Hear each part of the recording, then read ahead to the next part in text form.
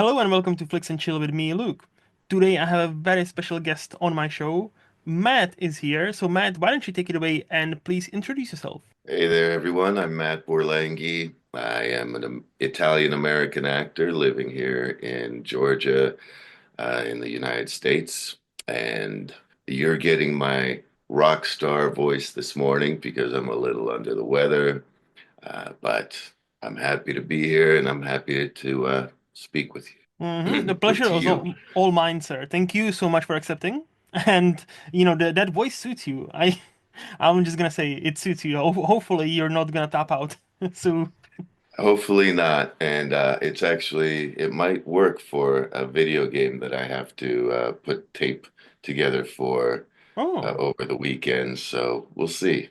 can you I talk like about that, video or game is it act. like a secretive? Is there like a Can you talk about Mm, that video game? Like, what is the video game, or is there like do you have no, some sort of NDA? there's an NDA on it right now, Mm, but it is an Electronic Arts game, so it's a big nice. deal.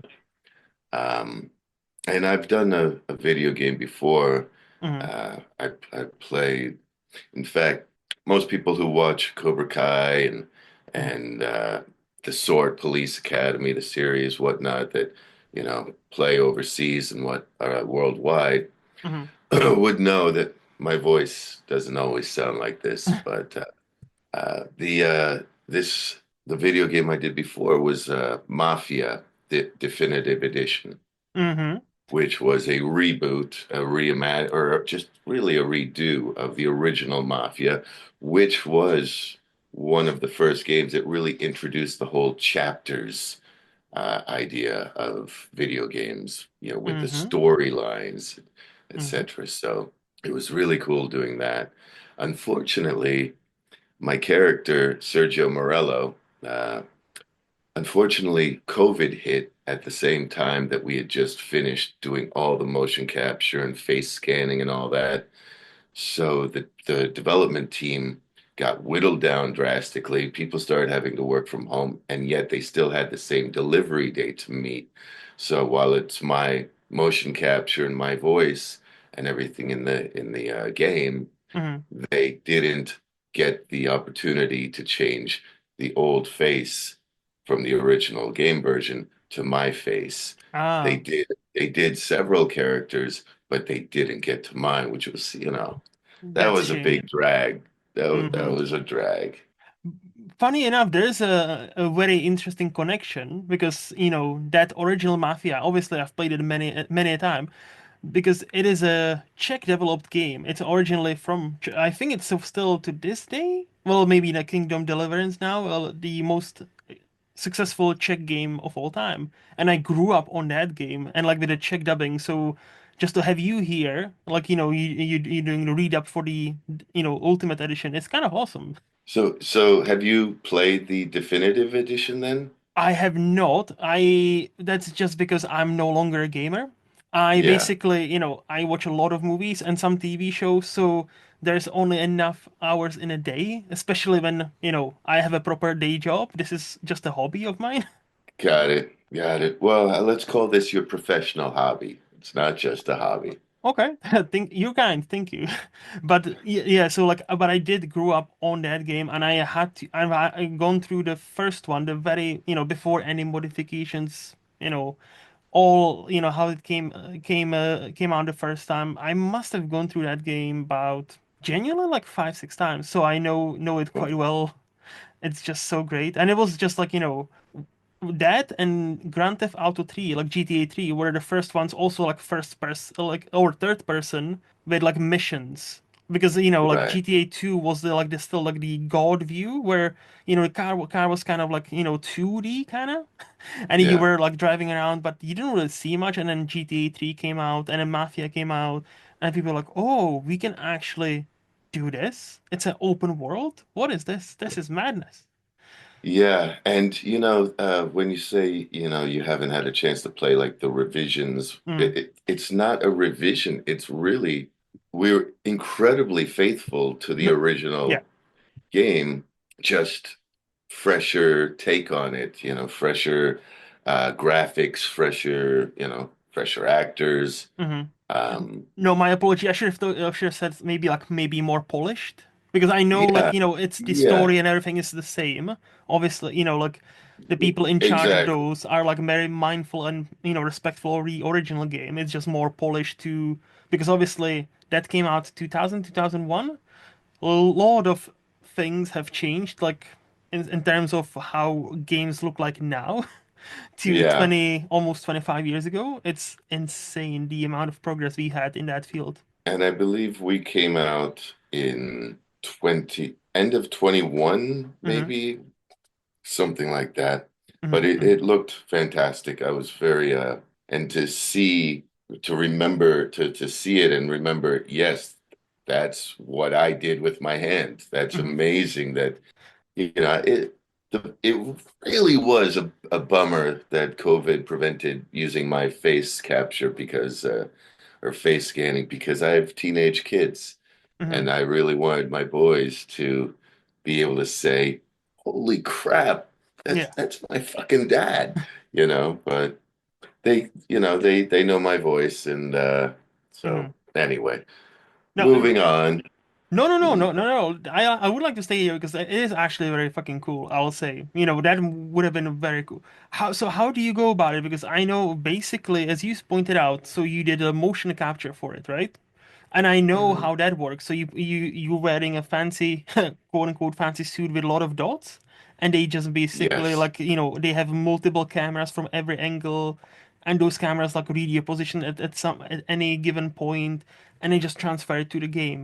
So how did you? Okay, let me ask you a better question. How did you land with that job? Like, how did you? What made you say yes to that job? To be honest, I don't even, I'm not sure I remember. I think I vaguely do because I just found my original Mm-hmm. pages. I was, Cobra Kai was just becoming popular. Mm-hmm. And uh, my agent said, yeah, have you ever done a video game? I said, no. And they said, well, got a call and, they were wondering, it's a redo of the game Mafia. And I was like, shh, shh, you had me at Mafia. Mm-hmm. So I went ahead and, put on tape Mm-hmm. what my ideas for Sergio Morello were. Mm-hmm. And next thing you know, I was on an airplane. I mean, it was that simple. And I'll tell you what, I would almost, I've said it before, I'll say it with you. I Mm-hmm. would almost retire from on-camera acting and do video game acting only. I love it. I'm not crazy about the cat suit idea, and Yeah. Yeah. it's like it takes away a lot of your mystery, if you know what I mean. Mm-hmm. Mm-hmm. So, but you have, if you don't have solid calves, the cat suit's gonna let everyone know that, you know what I mean? Um, but yes, you have all these sensors all over your body Mm-hmm. and hundreds of cameras everywhere. It's shocking how technologically overwhelmed I was just looking at everything. Mm-hmm. I mean, I'm still the guy who has to look up, my notes that I finally wrote. I'm the guy who has to still look up my notes and see how do I do a screen grab on my computer. Yeah, yeah. So looking at all these uh, monitors and wavelengths and everything that they had going on, Hmm. and being able to show us what we just did, saying, okay, so look at this, and we need you just, maybe 1 foot to your right so that you're not blocking this. And I'm looking at this, this animated version of me. It's incredible. Hmm. It's incredible, but so much fun. And then the facial scan, I mean, that was so many little tiny dots all over my face Yeah. and having to imitate the most simple move, facial moves like having to be like, Hmm. Hmm. Yeah. you know, any little thing. And I mean, I was that alone was just, a couple of hours of doing little moves that they could. incorporate and then articulate. Yeah, insert into the game and yeah, with your face, which Yeah. at the end of the day did not happen, but like you still did the work. They just didn't have enough material to incorporate you, I'm guessing. They didn't know. They had all the material they needed. They just didn't have the workforce Ah, I because see. COVID hit. Co Oh, co Yeah, COVID hit, and everything locked down in March 2003. What was 220? March 2020. 2020, Yep. and I had done all the work just before that. Mm-hmm. And so their workforce got shrunk down. People were working from home. And as I said, they still had the same deadline to meet to release the Mm, game. So some things like incorporating my face capture and a couple of, a few other actors, they weren't able to incorporate the face capture, mm-hmm. but everything else came together fine. No, that's good. So you answered already a question I was gonna ask, whether you actually had a good time, and you said you loved it. So Love it. that's that's great to hear. So I'll ask you a different question. Given you've been an actor, a working actor, your entire adult life, from what I can see, and now doing this motion capture for this video game, and you loved it. What in your eyes is the obviously minus the cat suit, the very tight cat suit you already alluded to. Is there any other difference as far as your performance goes? Yes, there is. Mm-hmm. You have to be quite a bit more technical. And when they say, I mean, everything has to be agreed upon Mm-hmm. in advance.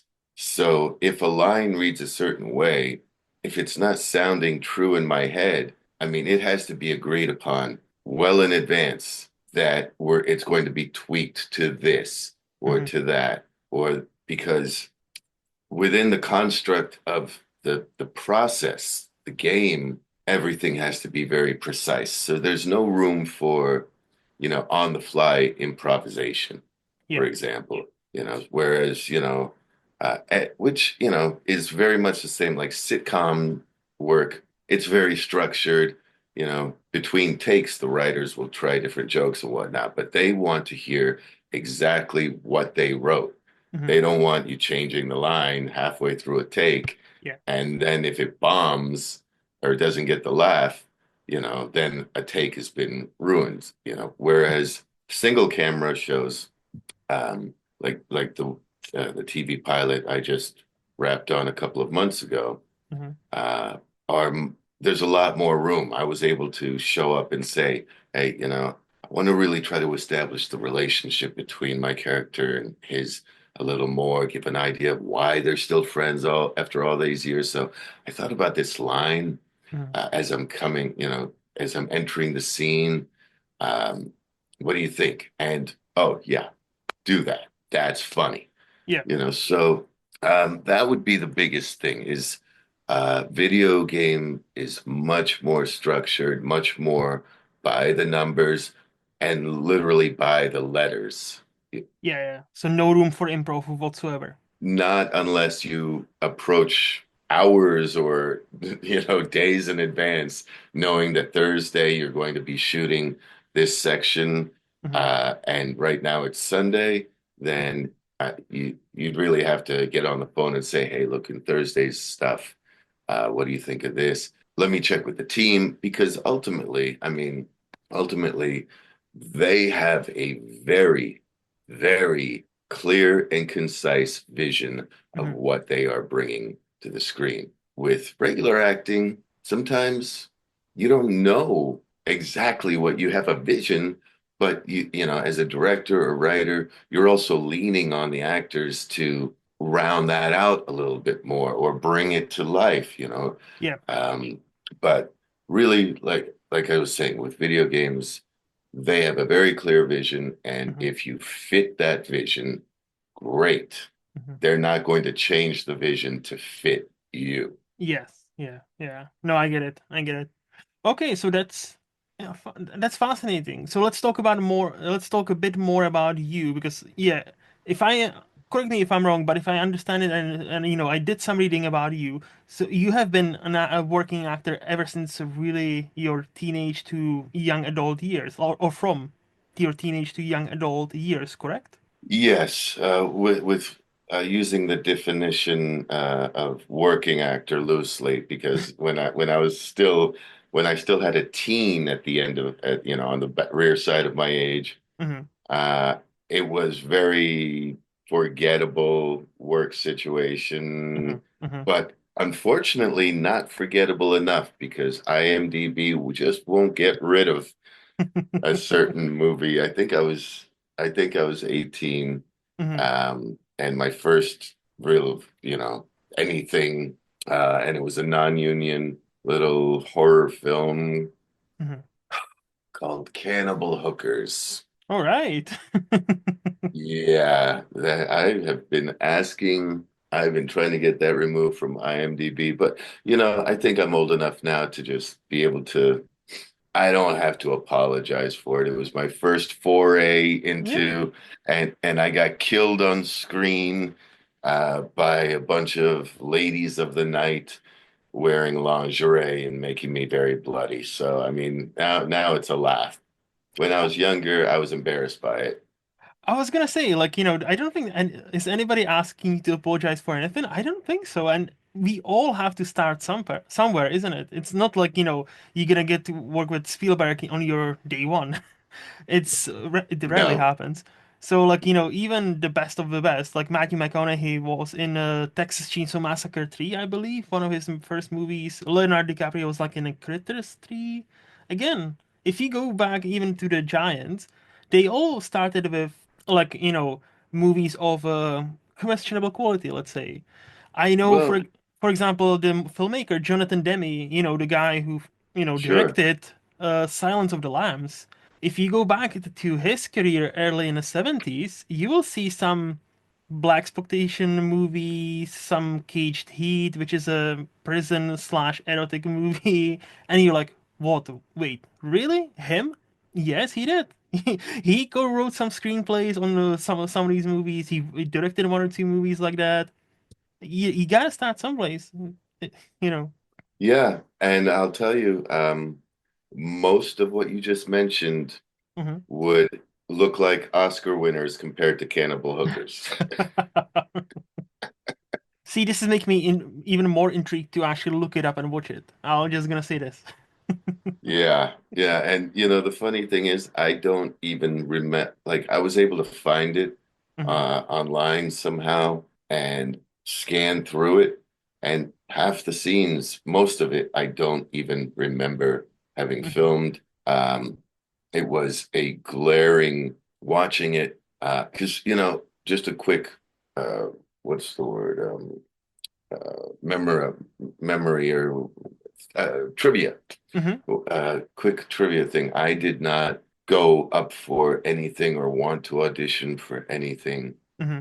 until I knew what everything on a set was and, who people were. Hmm. So I did a lot of background extra work, background acting for about 2 years, Okay. just finding any background jobs I could through the available publications at the time, like Hmm. Backstage and whatnot, Hollywood Reporter, everything when you had paper. Hmm. And so I thought, okay, well, it was through one of those like Backpage or Backstage magazine, whatever ads that I found this Cannibal Hookers. It had a Hmm. different name at the time. Had something to do with, a vampire, and vampires are fucking cool, Yeah. So it was like, all right, yeah, I'm down. I'll go do a vampire movie. Why not? I'll get Hmm. my feet wet. Uh, Ended up getting everything wet with blood, but that's another thing. Hmm. So I thought because now I'm pretty technically proficient and I know who this person is and what that piece of equipment is, and if I hear someone say, "Hey Tony, hand me that C stand," I could say, "Oh, I got you." Well, number Hmm. one, I would have gotten yelled at because I'm not union. Well, but then again, no one on that crew was. But the point is, I saw my scenes in that movie because I'd never seen it before, Hmm. honestly. Okay. And I saw it was just recently in the last few months that for some reason I was like, yeah, is that even available for people to see? Hmm. And to my horror, it is.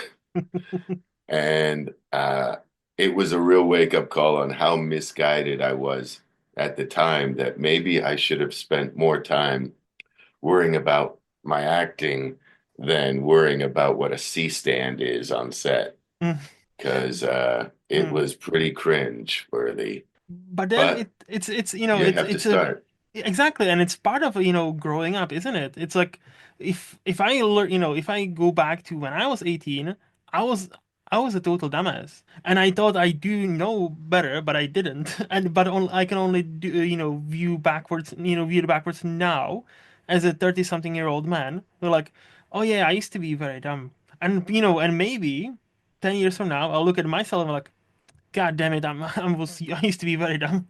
So it's that kind of progression, isn't it? It's just like, you don't know what you don't know until much later. It's just like you look back, why did I do that? That was dumb, but hey, it happened and it actually helped me maybe in one way or another. So did you always know you wanted to be an actor? Or is there something that drew you to, or it's like, as you say, you wanted to learn everything about a movie set?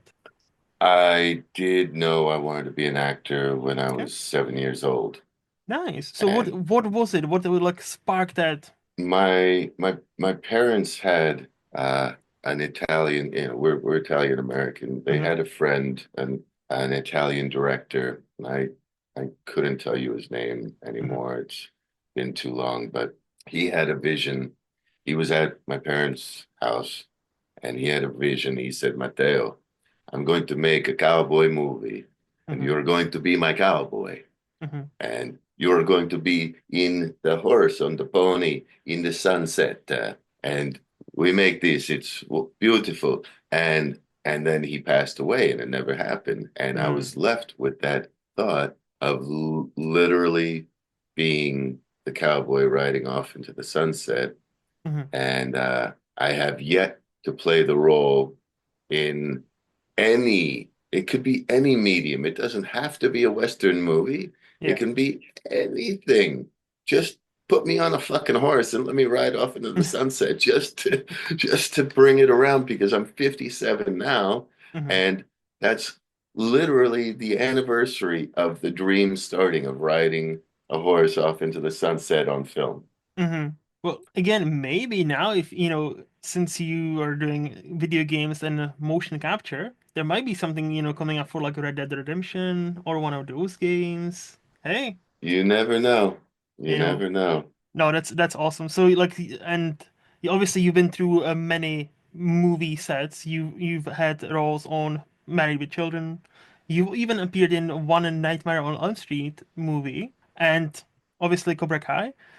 So let me ask you this. Is there a set for a movie, doesn't matter whether or a TV show, doesn't matter how successful that project was or not, where you had the most fun in your professional life? And if so, what made that set so fun? I would say one of the sets that was very fun was the Jeff Foxworthy show, which Hmm. was a TV series.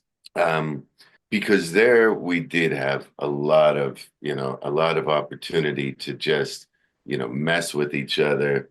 Hmm. And during breaks between filming, Jeff and I would, we'd be sitting in a diner booth. Hmm. Uh, and just singing Bob Seger songs like, Turn the Page. Yeah. Um, Police Academy, the series Hmm. was cool because it was you had Joe Flaherty, Michael with the noises, Mike, Michael what's his Winslow. last? Winslow. Mike Winslow, yes. Yep. Yep. And Tony Longo, who's also passed away. Hmm. Big Luke. That was a lot of fun. Hmm. Although it was very tough working conditions at the time, Hmm. um, behind the scenes and whatnot. But it was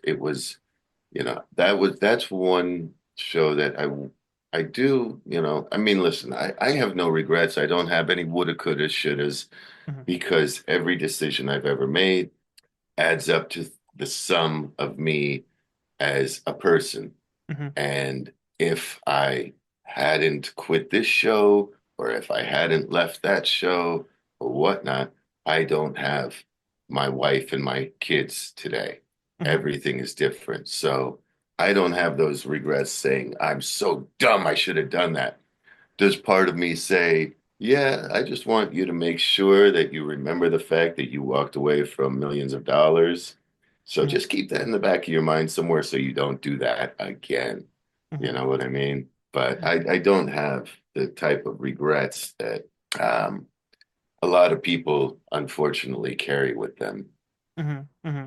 But yeah, Um, like you're just going with the flow realistically. Like, basically like I've done what I've done in my life. I'm ready for more, and I'm not gonna yeah. look back because, there's really no point. One of the movies that I did do because I've had a good run of movies too, just maybe not Hmm. you know big known movies. Like one was The Crew, and that was back in 2001 or two or something like that. But it was with Burt Reynolds, Richard Dreyfuss, Dan Hedaya, Seymour Cassell, and they were a group of old best friends in a retirement home that used to be, you know, Hmm. mobsters. Yeah. And uh, Burt Reynolds, I played the young version of Burt Reynolds' character.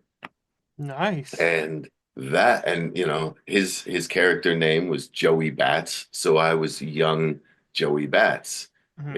and that was a lot of fun because, it was like I'm playing an icon's, the younger version of a film icon right now. Hmm. This is so cool. And I actually got to meet him. I didn't meet him during that time, but then I met him uh, I met him just before or after when I was doing a play, and he came up to me after the play, and he said, if my friend Richard Bobby Blake were still alive, if he saw you doing this, he'd kick your effing ass because you could do anything he ever did and do it better. And I was like, wait, you're Burt Reynolds telling me you enjoyed my performance and that you think I could do anything that your good buddy could do and better.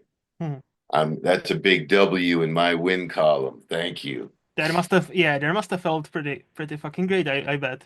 It was pretty cool. It was pretty cool. No, that's Um, awesome. but yeah, so you mentioned that I've done a lot of TV, but not much film. That was a Disney Touchstone Pictures. That was supposed to be like the big weekend comedy film, and unfortunately, it came up against a J-Lo, a Jennifer Lopez movie that was coming out the same weekend. And at the Hmm. time, she was very hot in the movies, and Hmm. Hmm. uh, a lot of people, I don't even remember that was a forgettable movie, Hmm. but more people went to see that than they did The Crew, because, you Yep. know, Yep. I'm not sure there was a way to market The Crew as a bunch of aging mobsters trying to find their high life again that Hmm. was going to compete with the heat that J-Lo had going at the time, you know. It'd be tough. It'd be very tough, yes. But it's a fun movie. That's a movie that you should find in I need you to check know. it out. No, yeah, I definitely. It sounds awesome. I'm always down for with the Burt Reynolds and Dan Hedaya, all those guys. And now speaking to you, obviously I'll be looking out for the young version of Burt Reynolds. So yeah, no, thanks for the recommendation. That it sounds pretty cool. Yeah, that movie I did see, and that movie I enjoyed. Nice. I don't see everything Of that course, I do. you're busy making, TV shows and movies. So hey, like, you don't have that much time, I would imagine. There are certain things, to be honest, that if I'm not sure that I brought it, you know what I mean? If I'm Mhm. not sure that I like this movie that for Lifetime that we just did, that just came out in February. Uh, do you remember Lisa and the Cult Jam, the band from the 80s? I don't think I ever heard of them. I'm sorry. Can you I feel might. the beat inside my heart? Da da da da da da da da. Okay. No. Oh, Okay, well, that. Yeah, yeah, yeah, yeah. I know the song. Yes. Mm-hmm. I'm all cried out over you. Okay, so they were a big band, and we just did, Mm-hmm. a true story movie about them, and it's done very well. Mm-hmm. And that one, I had a lot of fun on that film, a Mm-hmm. lot of fun because I had a lot of room. I was talking with Lisa Velez, who's the original Lisa, and Tony Minaj, who's the original Tony in the story. Mm-hmm. Um, and so I was able to pick their brains and say, what were these moments like? Because I played the record label executive who discovered them, put them on the map, Mm-hmm. but also mistreated them to a good degree. Yeah. So I wanted to be able to, some of as it was written, the language was a little fluffy, for lack of a better word. Like the way I saw this guy, he's not the guy who's going to say, "Oh, darling, Mm-hmm. darling, do that." That's not me. I just don't think there's a masculine way to say darling. You know, Mm-hmm. I've never seen it said in a way I was like, "Oh yeah, he nailed that." Okay. So, um, uh, being able to add or switch dialogue around and make it more, and also make it more fun, instead of saying, "Oh, I almost got assaulted by a group of hooligans outside." Mm-hmm. Please, we're in New York. I'm a New Yorker. I'm not gonna be worried about being assaulted by hooligans, Yeah. you know. So, I was able to just walk in and like be punching and saying I almost had to scrap with a bunch of teenagers outside. Mm. Just really have fun with it and, not embellish, but really Like add color the up. authenticity to it. The soup is already there. Now let's Yes. just add a few more different flavors. Yeah, like seasoning. Yeah, yeah, yeah. No, I got you. So, what is there some sort of a project or a role that if you could choose, you would do it in a heartbeat? Is there something that's your like a dream project or a role, or maybe a director you would love to work with? As far as directors, I mean, who wouldn't love to work with Quentin Tarantino just for the all out crazy aspect of it, you Yeah. know? Hmm. That would be wonderful, Robert Zemeckis, like, Hmm. listen, Forrest Gump is the perfect film. All right. It's the perfect film. Hmm. The way they use history and intertwine the story and just, I mean, there's something for everyone Hmm. in Forrest Gump. Yeah. Fantasy, dream, humor, heartbreak, the scope of which it's presented, going from, Vietnam War to, sitting on a bus stop, Hmm. you know, it's the perfect film. And Robert Zemeckis, I mean, that would be a dream director Hmm. also to work with. Hmm. Hmm. Yeah, All right. Quentin Zemeckis. Yeah. Yeah, That sounds good. Any, is there, besides obviously your cowboy riding off to the sunset kind of a role, is there any particular role you've always wished to portray? there are a couple picks I have, but I think they've been done as perfectly as Hmm. they could be. Hmm. Like Streetcar Named Desire. I mean, Marlon Brando, yeah, yeah. Oh, what am I going to bring Hmm. that he didn't, Hmm. as the street, slang says, what am I going to bring that he hadn't done brought? You Yeah, know, yeah. what could I bring that he didn't? I mean, Hmm. just the way he did things in that film, because for like you're familiar with the movie. Of course, yes, I've seen it. I Yes, don't know how many times you've seen it. I don't know, just once, just the once so okay. far. So there's one of the many brilliant moments in it Hmm. he's trying to eat and they piss him off at this. She pisses him off, Hmm. right? Hmm. All he's trying to do is just eat his food. And you know, in the script, it was written he throws the plate against the wall, Hmm. right? You could envision 99 out of 100 people grabbing their plate and flinging it against the wall to show how angry they are. Hmm. What did he do? He mashed his hand into his food. Do you remember this? He mashed his hand into his food on the plate, like crushing, what was there, and then just slid the plate off the Hmm. wall, the table into the wall. Hmm. So it was a two a 1-2 punch. It was that frustration, like, fuck, can I just eat my fucking food? Boom, Yeah, yeah. it was brilliant. Hmm. And I never forgot that. And I'm talking about I saw that movie years ago. Hmm. I never forgot that because it wasn't just he flings the plate against the wall. He let everything he was feeling come out when he mashed his hand into his food and then sent the plate. Yeah. So, you know, what can you do better than that? That's why he was one of the greats, isn't it? Like, especially in the 50s, 60s, early 70s, like, there was no one better than Brando for a while. At least it seemed like, Yeah, there was, no beating this guy as far as like acting goes. yeah, he is something else.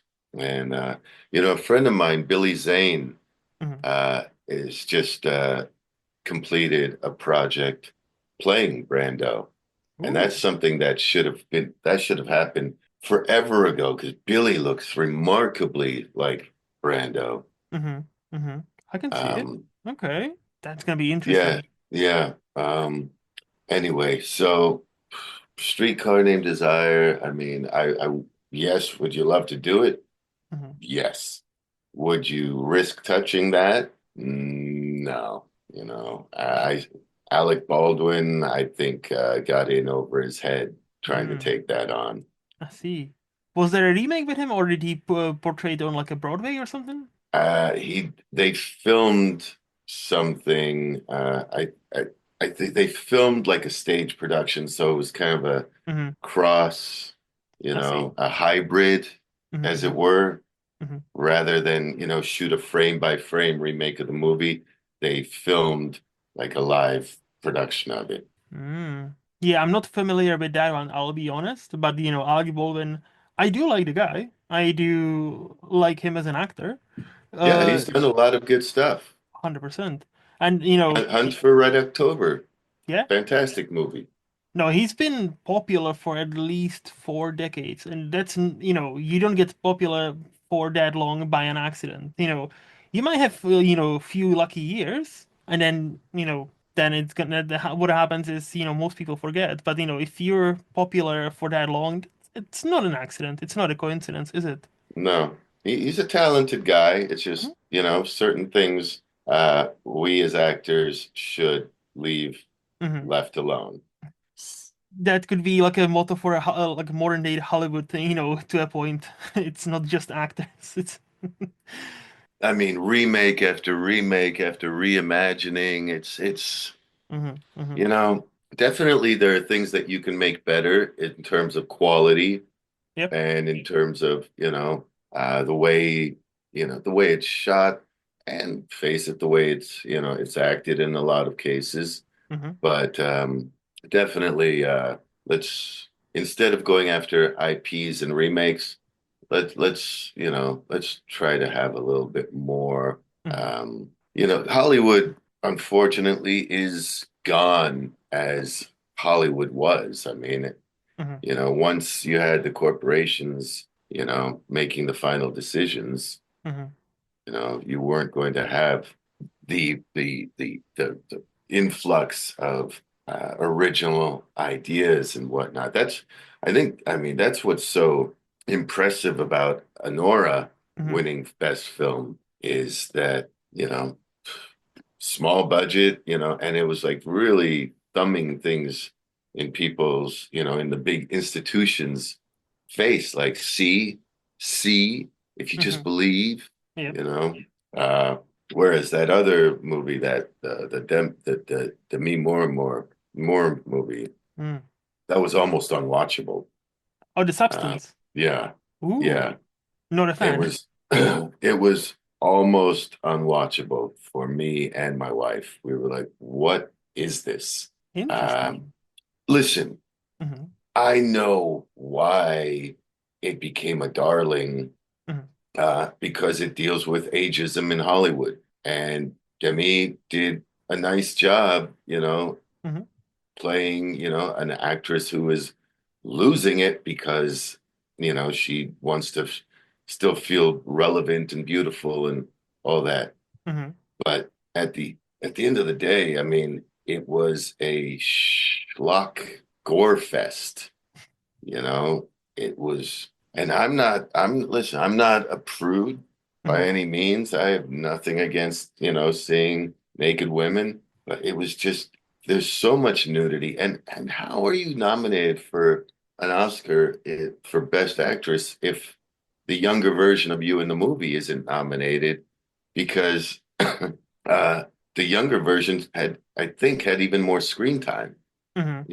So, it's just God bless them that they got this movie done and got that much attention. And Demi had a good run, but I think it would have been criminal for her to actually win the Academy Award. Ooh, You know, interesting. Interesting. give Okay. her the critics' choices and whatnot. It's a great, not comeback, Hmm. story, but it's a great feel good story. Hmm. But the Academy Award is supposed to be reserved for something great. And, that's just my humble. I mean, as someone who Hmm. from 7 years old, and, I've held an Academy Award because a friend of mine's dad, uh, and Gene Kirkwood won the Academy Award for Rocky. He produced Rocky. And Nice. so in his living room, I've held the Oscar for Rocky. Hmm. For someone who's dreamt of an Oscar Hmm. since, for 50 years now, I hold it in a different light Hmm. than a movie like Substance. That's see, this is where we can agree to disagree because I loved the substance, but I hear what he's saying. I I feel like there's a lot more to it than just that. And I'll say this. The most common critique I've heard of that movie is kind of what you're talking about. It's very in your face about everything. I think that's kind of the point. But also, it's kind of almost the same movie as Anora in a way where both are very indie movies. Both only cost like about, I think the Substance also cost about 10 million, if that. So both are just like a very tiny movies by directors. Coralie Farge this is only her second movie. And yeah, I was happy that it put her on a map. And again, like as you said, Demi, it's not a comeback. She's never gone away, but I think, I hope that will kind of allow her to return into the quote unquote big leagues where she belongs because she still has it. And hopefully, Yeah. one Listen, day, you know. yeah, I have always been a Demi fan Hmm. from Saint Elmo's Fire to even to Ghost. I mean, Yep. and and even now she plays a character on a TV series that I really enjoy, Hmm. called Landman on Paramount Plus. Mm. It's Billy Bob Thornton Yeah. show, Hmm. which is kind of weird because I get a lot of comments that I should be playing Billy Bob's brother. You do I've kind heard of that. look like a mix of Billy Bob, and I'm thinking also, I just slipped up on his name, the Timothy Olyphant. Like you look like a mix of Billy Bob and Timothy Olyphant. I was like, if somehow those two guys could have a baby, I feel like that would be you. In the That's nicest funny. way possible, because both of them are very attractive men, and I'm like, and they have their fan base from ages like 18 to ages like 70. So Right. I know they are very popular with the women crowd mainly because they are Yeah. good and attractive men. I will take that all day, a cross Hmm. between Billy Bob and Timothy. I think it would be fun to play the middle brother Yes. of Billy Bob, the oldest brother, then me, and then Timothy. Hmm. And so that you see that like, they got better looking as they got more practice. The youngest one was, finally the Hmm. one that, okay, we finally got it right with Timothy. Yes. No, it's Um, yeah, it's honest, but no, yeah, it's fascinating, and it's like modern day Hollywood is definitely. I think there are still great things to be made, but I think they are taking less and less of risks, like the big studios, and they forget how these movies became a franchise. Is they took on a risk on, who would have thought Fast and Furious, the this racing movie would end up being having 12 more sequels, earning so much in the box office, and it evolved from something now to something completely different. But unless they take much more risks, they'll never get another successful franchise. yeah. It's just, yeah. Speaking of old Hollywood, Hmm. you see that? Yep. I can see. Yeah, nice. Rick, Rick's Cafe. Yep.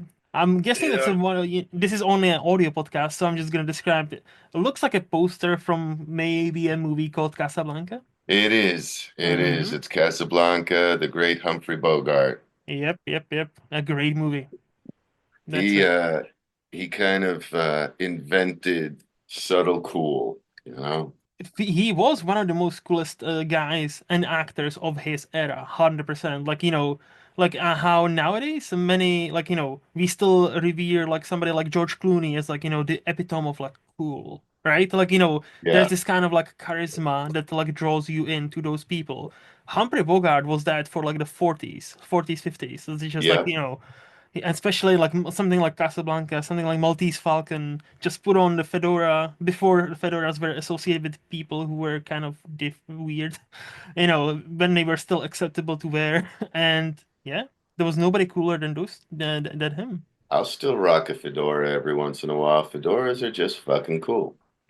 They Um, are. I think you can pull it off, sir. I think, younger guys who wear fedoras, there is a certain stereotype about those people. And, if you go online, you will know exactly what I mean. You can, I think, pull it off. If I put on fedora, people will be like, "Oh no, is he one of them guys? Let's not talk to him. Let's avoid him." Let's uh, are you talking about like hipsters and whatnot? No, no, like incels and like Oh, basically those kind of like oh, I hate women and like right. there is like a very unfortunate stereotypes now with fedoras. If you're Hmm. young, you wear that, many clock you, especially many women clock you and like, oh, is he one of them? So like Right, you can rock it, you can rock fedora, and I think you should be safe. If I put on a fedora, I think many would judge me or would think, "Hey, he's probably one of them guys. Let's not let's go around him like in in a circle." I got you. I got you. You know what? I would like to circle back to Demi Tell me. and Substance Hmm. for a second because it was, almost unwatchable because, I was still trying to figure out how, all right, so we're in the 80s if this exercise show is supposed to be the hottest thing on the planet Hmm. because, I think, to be honest, to give it, before I officially Hmm. publicly declare it to be, in my opinion, one of the worst films of all time, Wow. I think I think I need to watch it again Hmm. with a fresh set of eyes because the message will still be the same. I get the message, Yes. but watching the Oscars when they showed the different actors' clips. Hmm. Hmm.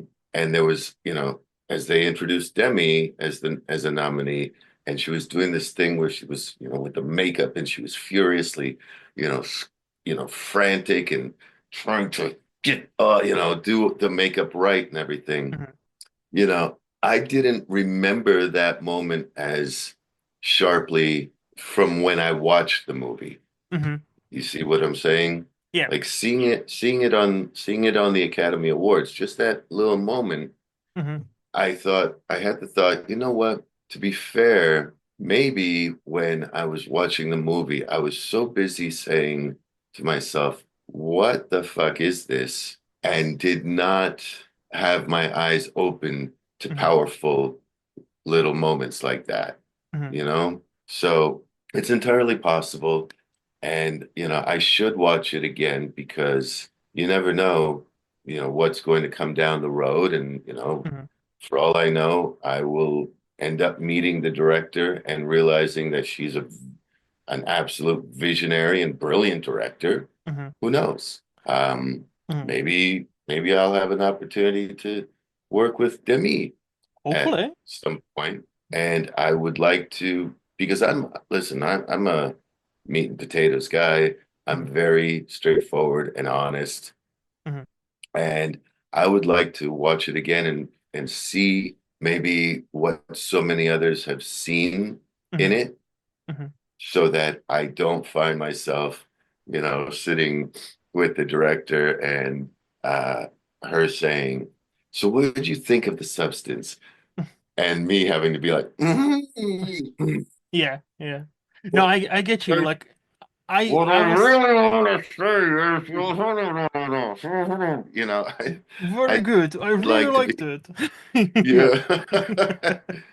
So, yeah, I think I owe it another view Hmm. and with a fresh set of eyes. And I guess expose myself to all that nudity again. I mean, You gotta take gosh, one for the team, I guess. Yeah. oh yeah. In the name of art and science, I will watch that movie again. For all it's worth, I can maybe give you some, not pointers, but like the way why I loved it. I was fortunate enough to see it in a cinemas back in like September. I think September, October it came out here in the UK. So it was long before any like Oscar talk were happening, and I was blown away just because. So firstly, it's a female director, and I really am now seeing her the first feature debut, but like the second movie for me, Revenge. It was also great, by the way. I admire that how she approaches sexuality, like women's sexuality, but she allows every woman to be sexy, and yet it doesn't feel like, doesn't feel like it's out of place. It still like lingers on many women, on many show, like, in substance. Margaret Qualley, that's, the younger than me. Her That's butt her is the name. start of, yeah, and she was great. And her butt is a is a star of that show for many shows, but it's on purpose, because like I've read someplace in a movie that goes full body horror, the most disgusting scene is, what's his name, eating a shrimp. What's the actor's name? I don't Quaid. Dennis Quaid. Quaid. Dennis. Dennis Quaid. Like, in a movie where you have a lot of body horror and a lot of disturbing scenes, the fact that many people hated that scene of him just eating the shrimp after shrimp whilst he's judging Demi Moore, who's still objectively very good looking woman, and he's judging her and he's telling her, okay, okay, sweetheart, you had your years, now it's time to say goodbye, we need somebody younger, and they bring Yeah. her, Margaret Qualley. And the scene you're talking about, Demi, that was her getting ready for a date. She was finally asked out by this guy who she also fancied. Yeah. And I think that scene alone earned her the Oscar nomination, because like the moment where she is almost done and she knows she needs to get the fuck out now of her apartment, Yeah. to get to that date. And it And was then she so starts to frustrating. yeah, and she Yeah. starts to question herself. She's like, "Oh, am I pretty enough?" And like a bit about it, like she does it with there is no dialogue, if I remember correctly. And I only seen it once in a cinema. I do want to rewatch it. And there's no dialogue in that scene. She just looks at her, and you see the pain, and you see all the voices back in her head. She's also staring at the big billboard of Margaret Qualley, who replaced her, and she Yeah. compares herself to that young young girl who she's never be as young, as fit, as pretty as her in her head, right? Yeah. And then she just gets frustrated and flustered with herself and goes deep down into that hole where ultimately what happens of her, it's that like Frankenstein monster. It's just that Yeah. like, and I love, and again, like I am a person who appreciates good body horror movie, and but again, that's the thing, right? I totally understand if that's not your cup of tea, because many people I know and I talk movies about, that wasn't their cup of tea. They don't like that. Fine, that's fine. I understand that. Like it's not gonna be everybody's cup of tea.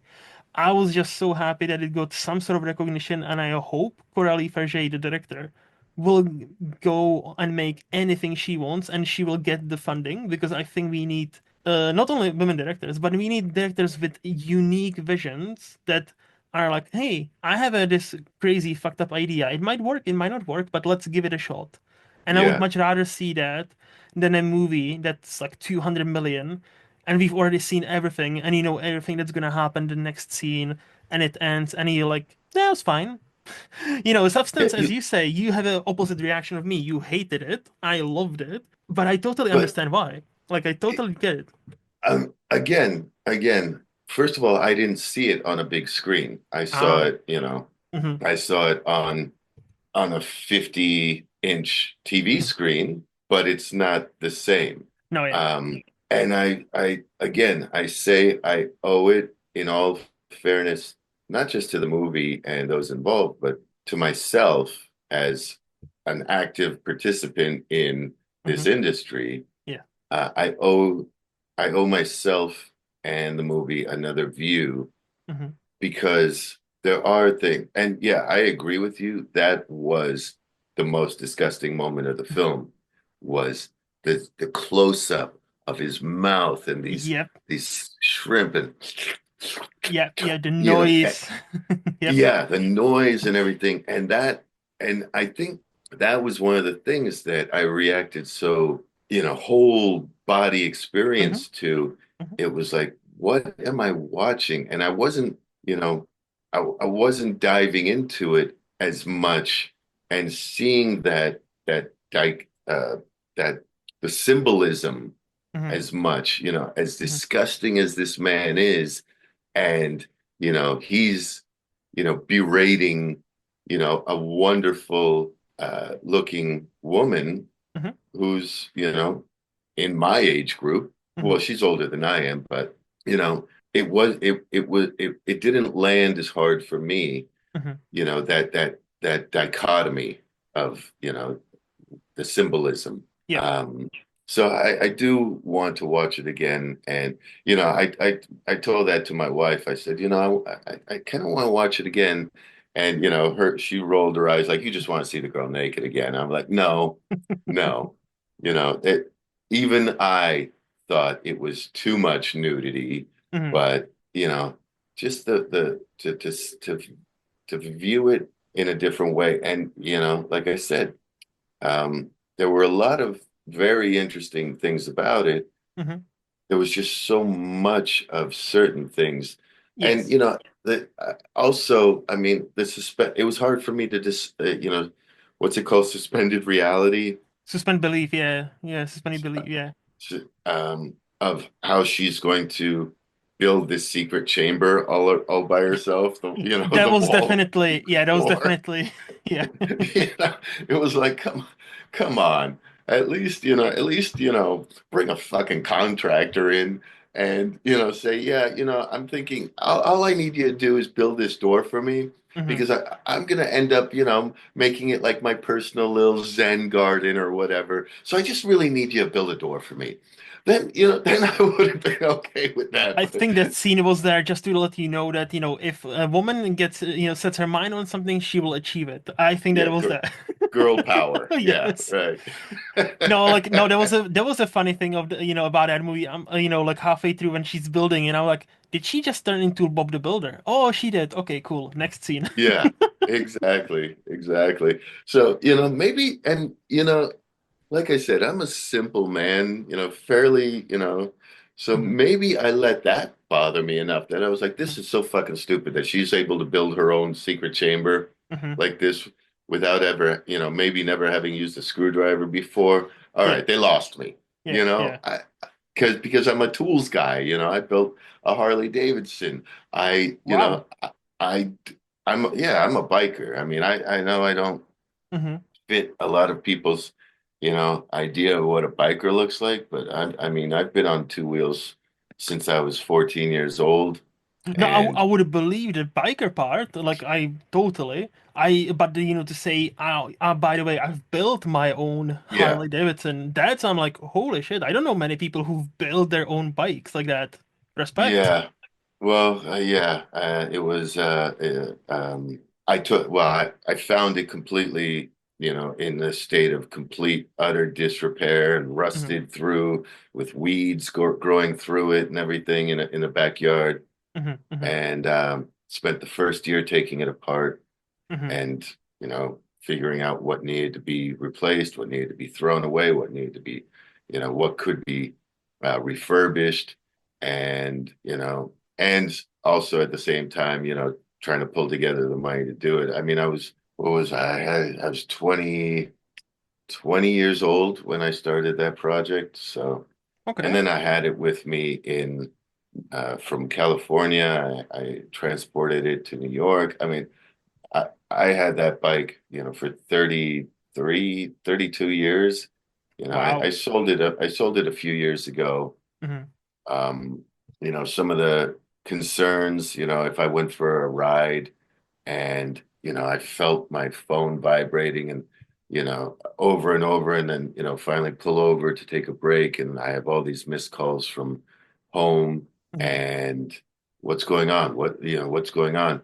The kids heard a siren and were worried that it might be for you. Uh, So, that kind of took the air out of it. But hmm. I did a TV pilot, another TV pilot, a year and a half ago or so, where the character is a biker and rides a Harley. So we Hmm. rented a Harley for me, and I got to spend, the better part of a day Hmm. riding a Harley again up in the mountains of Georgia, Hmm. the Blue Ridge Mountains.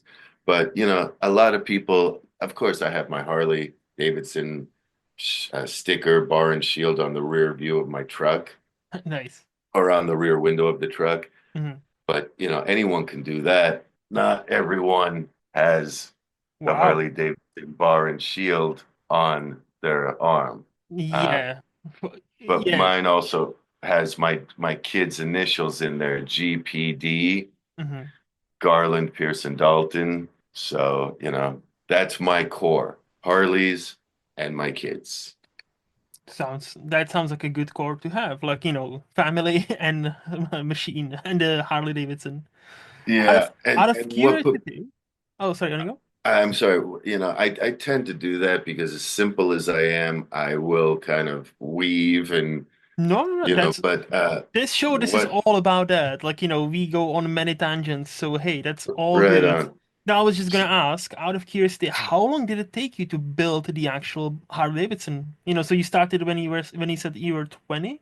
Did it take you like I don't Take know, year? taking it apart Mm-hmm. took a long time, and then the next part was, being able to, afford parts for it and everything. Mm-hmm. And the motor is one thing I didn't touch because I'm not a trained mechanic, and I Okay. recognized that I needed to be able to ride the thing, and Yeah. Yeah. Yeah. so the motor I had done by, a professional, Mm-hmm. but everything else, was just a matter of uh, learn on the fly. Mm-hmm. Mm-hmm. Um, and I didn't have equipment to, to be able to mount, the tires on the wheels. Mm-hmm. But once they were together, I was able to, put Mm-hmm. the wheels on the bike and all that. And the wiring was, pretty much done. And, wiring that I couldn't, figure out, then who needed it? I never put turn signals on the bike, Spare parts. Who cares? Like, there's Yeah. always some spares, right? Yeah. I mean, my bike was just a bad boy, and I didn't put turn signals on it. It was just a beautiful, and it was what the Fat Boys and all that are based on. It was a 1978 Hmm. 1200 FL shovel head, which the shovel head motor has a sound that you can't replicate Hmm. with, the modern bikes Hmm. with straight slash cut pipes. I mean, my bike was the fucking 4th of July. It Nice. was it was just an amazing bike. And I sold it to a guy who lives in Dallas, Texas.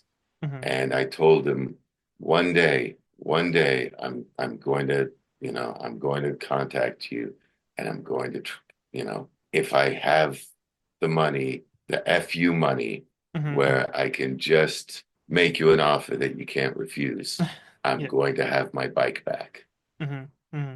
you know, one day, maybe. Hopefully that happens. No, that was awesome. Wow. A lot of things there I never suspected. Like, building the bike, that's definitely, you don't meet a person every day who builds their own bikes. So my props. Hey, and what put me on that was the fact that, I'm a simple guy. So maybe, back to the substance real Mhm. quick. Okay, okay. Maybe it was like my simple-minded mentality. It's like I saw yuck and Mhm. said yuck. Yeah, Overall yuck, yeah. Hmm. rather than just breaking it down by the beats. Like, it's funny that I could be talking about a moment in Streetcar Hmm. that was just so revolutionary to me. But, seeing a moment, in the substance and it kind of just washed over me because by that point my switch had been a little turned off against it. You Hmm. know what I mean? So I was looking at it with tunnel vision, thinking, this is too much of a lot already. So, I do want to watch it again. And, I think we can put the bow on that conversation now that it 100%. deserves a rewatch. But, speaking of women directors, how Mm. about Catherine Bigelow? The Hurt Locker. Yes, that's a great one. Brilliant, Hmm. brilliant. Hmm. I mean, anytime I have this really cool broadcast system wherein I don't have basic cable or anything like that. I have internet and I subscribe to Netflix and Prime Video and I Yep. have that's Hulu. I have that stuff. Hmm. Oh, speaking of subscription services and Billy Bob Thornton, have do you have access to Paramount Plus? Are you able to watch Landman? Yes, I've heard of it. We do have it here in the UK. I haven't watched it yet, no, but I've heard of that show, and I hear it's pretty good. It's very good. All It's right. very good. And Demi Moore is very good in Mm-hmm. that. Mm-hmm. And she plays John Hamm's wife, Mm-hmm. John Hamm's character's wife. Very good. Mm-hmm. And, I hope she does keep getting more and more roles because, she had me in St. Almost Fire. I mean, Yeah. she was just always something about her Mm-hmm. that was great. But uh, Landman is wonderful. Hurt Locker was dynamite. Mm-hmm. Um, No Catherine pun Bigelow. intended. No pun intended Yeah. there. There really was no pun intended. Thanks for Yep. calling me out on that. So yes, I would like to, that would be cool doing, a movie. You asked like what my dream movie would be to do. I mean, listen, you do a movie with Tom Cruise and you're set, right? I mean, I that's what I hear. That's what I Yeah. hear. Yep. And a good buddy of mine, Isai Morales, Mm-hmm. plays the bad guy in the latest Mission Impossibles, which was Mm-hmm. split into two installments, and they haven't Yes. released the second installment yet. Coming this year. Yep. Yep. But when Isai was telling me, yeah, I'm playing this role in, what's it called? Is it Ghost Protocol or something? So the last one was the Dead Reckoning, and Dead Reckoning. That's it. now Yeah, the new one that's about to come out this year is Final Reckoning. It's no longer Dead Reckoning Part 2. They've changed this. got Like it. they don't like the Dead Reckoning Part 1 anymore. It's just Dead Reckoning. And now Got the it. latest one will be Final Reckoning. Final Reckoning. Hmm. And from what I've heard, it's the last Mission Impossible movie he's going to do. That's, but it's been Tom like that Cruise. since, yeah, but it's been like that since Ghost Protocol in 2011. So, like, Yeah, I'll believe it but when I I mean, see it. I all the power to him. I mean, where he gets his energy and all Yep. that. But what is he, 62 or something now? Or, Over 60, yeah, now, yeah. there's only so much, falling out of buildings and helicopters that your body can take. hmm And especially with, person like him who, famously does his own stunts, even though Yeah, everybody by everybody I mean insurance agencies hate him for that because, yeah, I cannot even imagine if something were to happen to him. But no, it's insane. Yeah, he's gonna be 63. He's gonna turn yeah. 63 this July. Wow. Wow. Yep. So, and Matt Damon uh, does an interview. There's a great clip of an interview that Matt Damon did hmm about, talking with Tom Cruise. hmm And, he does an impression of Tom Cruise while he's, having the conversation. And he's saying, you should really watch it. You should search up Matt Damon, talks Tom Cruise, hmm uh, do it and safety guy, because the butt of it is, that Tom Cruise was being told, no, no, you're not doing this. It's too dangerous and da da da. And he's like, oh, I'm doing it. No, you're not. Da da da. So what happened? So I get a new safety guy, right? So, and that's the way he approaches it. hmm Rather than, taking a no, he hmm just finds someone who'll tell him yes. Yeah. Um, so doing although, from what I hear, I read something a while ago that Tom Cruise has one big rule. You're not allowed to run alongside him on camera. Oh, Like when really? these scenes where he does running, I mean, he's, you He know, runs a lot. he Yes. he's moving, right? Yes. He's Yes. moving. And for some reason, you're not, no one's allowed to run with him. Mm. And I don't know if it's because maybe it would bring the scene down because no one's going to run as well as he is hmm and be able to keep pace or whatnot. hmm Or what if he runs into the actor who happened to run track, in high school and college hmm and is going to be every bit as good as him. hmm So I don't know. It's just one of those quirks hmm that I read a while ago that never left me. It's like, all right, I'd love to do a movie with Tom Cruise, and I'll just make sure that I never ask him if I can run in the scene with him. I will be honest, I have never heard of that, but it kind of reminds me of that. What I heard of, there was a between speaking of when we just spoke about Fast and Furious, when The Rock joined the franchise and became a big mega ultra super duper hardcore action star. They had some sort of clause in both Vin Diesel and The Rock. They basically had to count punches because nobody wanted to be punched more than the other. So they had to have Right. equal amount of time they got punched. Because nobody wanted to be like, oh, I got punched 62 times, but hey, look at it, Vin Diesel. He got punched 64 times. So who's the tough guy now? And I'm like, Yeah. really? Like And you two isn't are like that jacked guys. You two are like a massive, like a macho man. And is that what you really are concerned about? Okay. isn't that, just the definition of vanity right there? I mean, my goodness, I always say as an actor, you know what? Just be hmm grateful hmm that you get to do what you're doing. hmm Just be grateful. Be grateful and gracious hmm and show the people who appreciate what you do, hmm the fans, the viewers, when you have the opportunity to meet them, just show gratitude. I don't understand like that. Like I'm a again very simple and humble man. I don't see myself as anything special. I've had the opportunity in my life and over, a few decades now hmm to be involved in a business that I always dreamed of as a kid of, being involved in. And on one side, I have a lot of trouble with attention. It's one of the reasons that one of the soap operas, the soap opera that the main one I was on, All My Children, Hmm. why I left because I was very, very, very popular on that show, but I had a hard time dealing with the popularity and getting chased through malls, surrounded, by police telling me, "Run, Matt, run," and and not being able to walk from the studio to my apartment. I don't deal with attention super well because I like a simple life. I mean, would I love the career of a Tom Cruise or a Brad Pitt?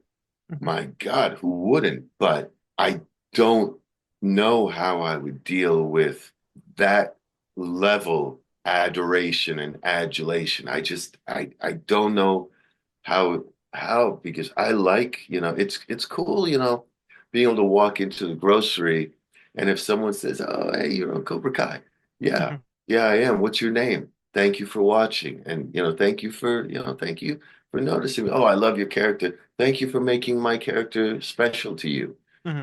But the idea of not being able to, go and, pick my, feel my own avocados, for my kids and pick my own bunch of bananas. I don't know that I'd handle that very well, having to, you Hmm. know, that if I wanted to do that, that I'd have to have, someone this big standing behind me to make sure that, Yeah. um, but anyway, No, like one could say you are living, the best life because, you do what you are paid to do what you love, right? You've been doing it for your entire life, realistically. But you still, as you said, you still can go into a store. You still can go to a restaurant without being totally mobbed or like, hey, hey, that's this guy. Like, look at him, look at him, look at him. right, And I feel like that's like, in a way, best of that both worlds. Because like, like everybody, I think everybody is always had the dream. What if I was as big as Tom Cruise? Or what if my face was all the posters and billboards? But if you really think about it, it's like, would I be able to handle that? Would I be able to handle anything I do? Would be scrutinized. Every sentence you say would be, picked apart word by word. What did he mean when he said this? What did he mean when he did this?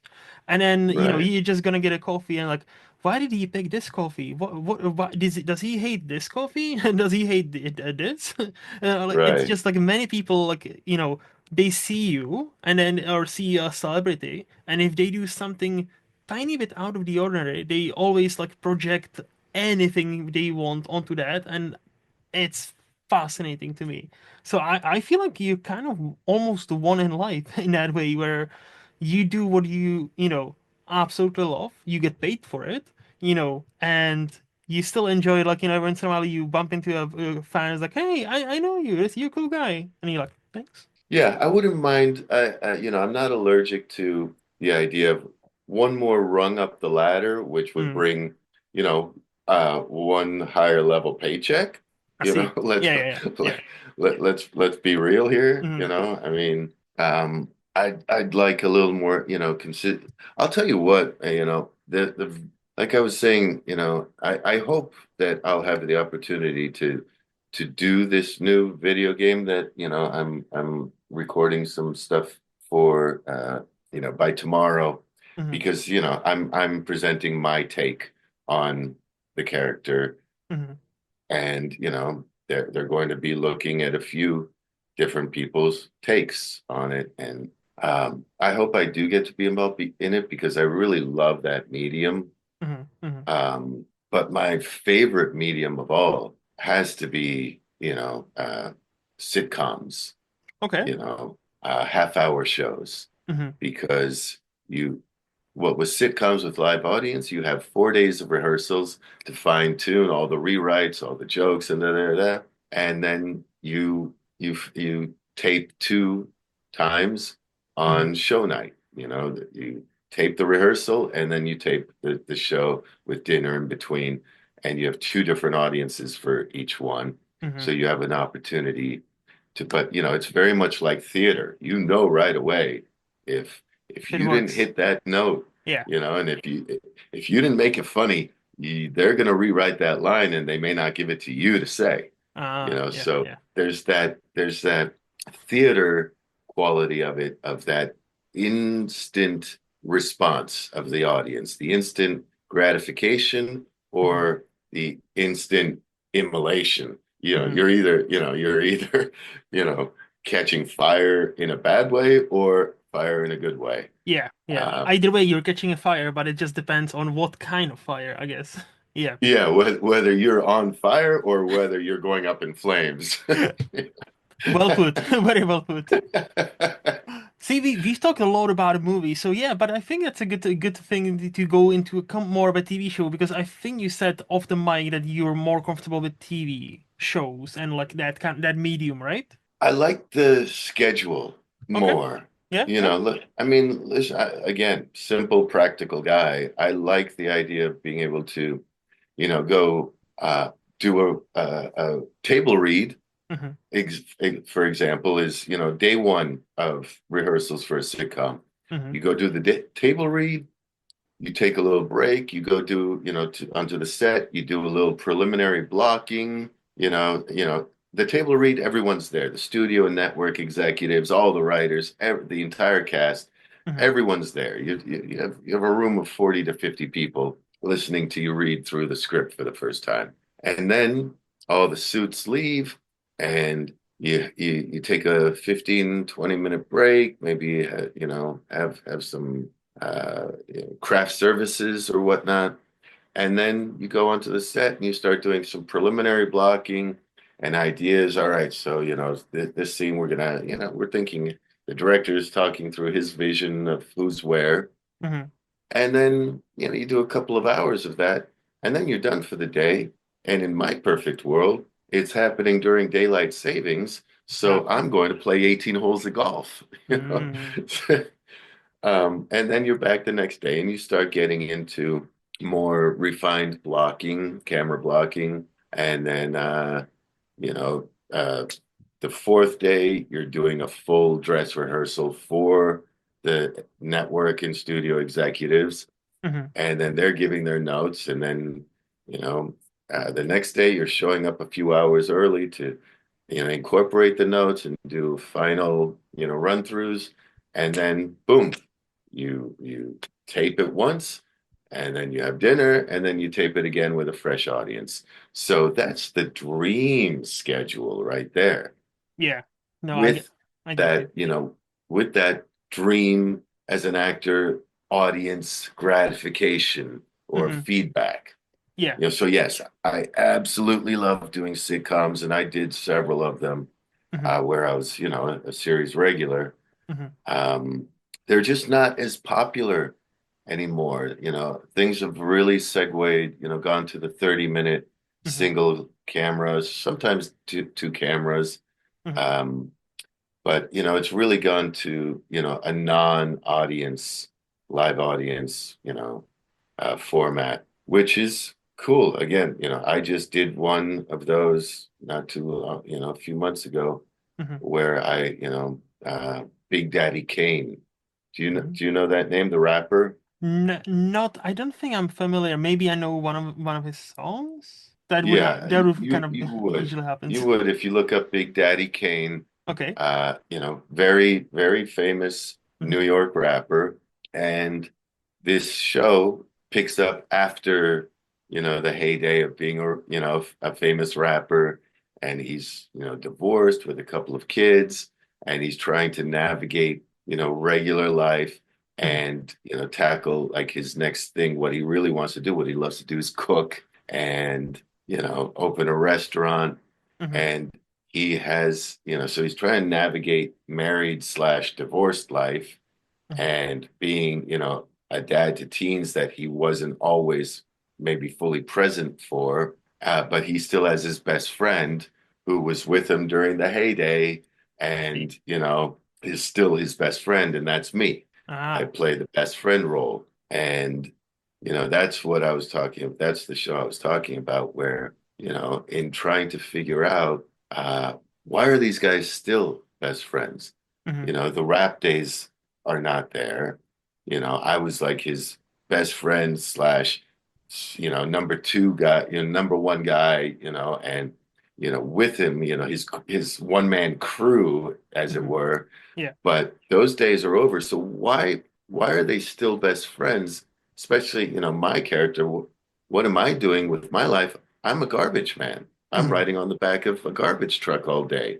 Hmm. So if he still has plenty of money and is living a certain life in a certain beautiful modern house and everything, Hmm. and I am riding the back of a garbage truck every day, how are our lives still Yeah, like relevant crossing to each streams and other? stuff. Yeah, yeah. Hmm. Right. And so I had to find that Hmm.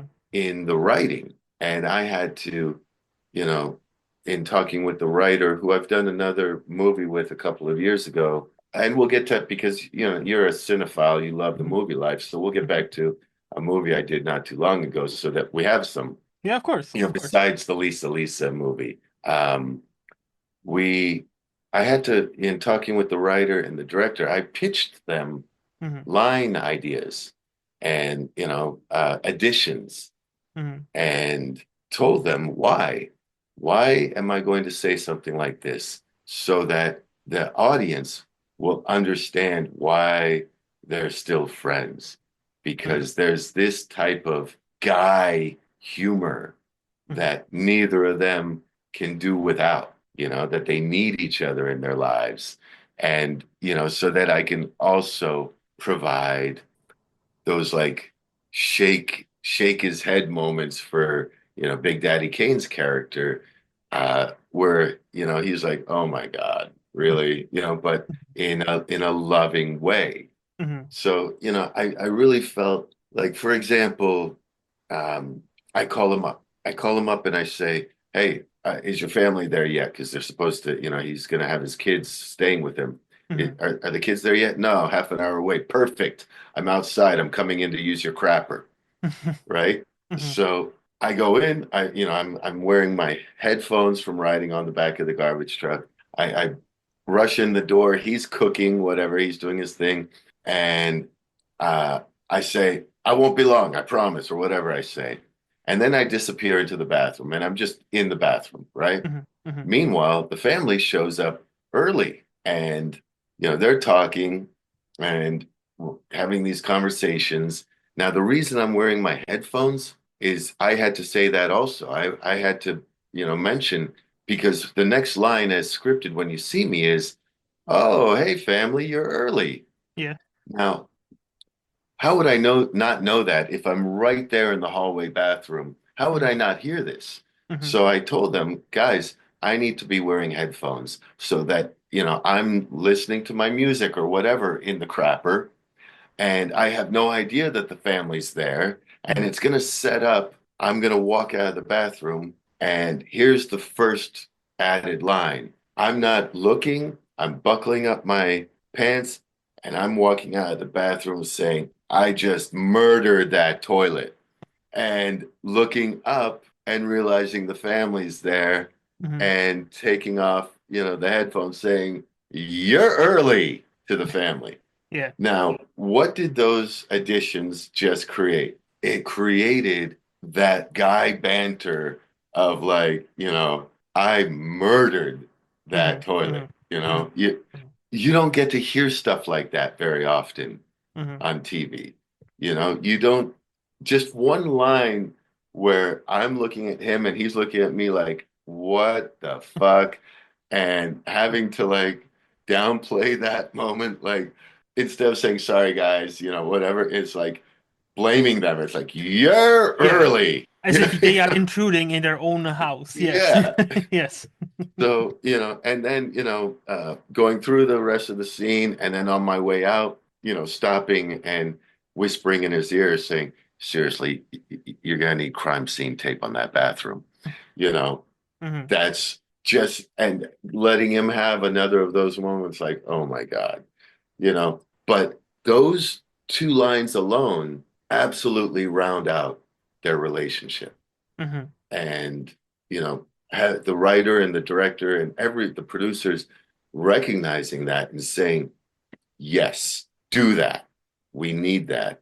Yeah. Um, that's what's really gratifying, and having that freedom to say what if, Hmm. and and not just and always, anytime I have something to, that I think might be a good audition, I Hmm. don't sit there and I say right off the bat, hey, I have plenty of lines in this project. I don't need more. Hmm. The question is, does the project need something more to round out things and build up relationships? Yeah. And if the answer to that is yes, then we're going to roll with it. And if Hmm. the answer to that is no, okay, Yeah. roll with what you originally planned. I'm not a needy guy. I Hmm. just want to be, you chose me for a reason.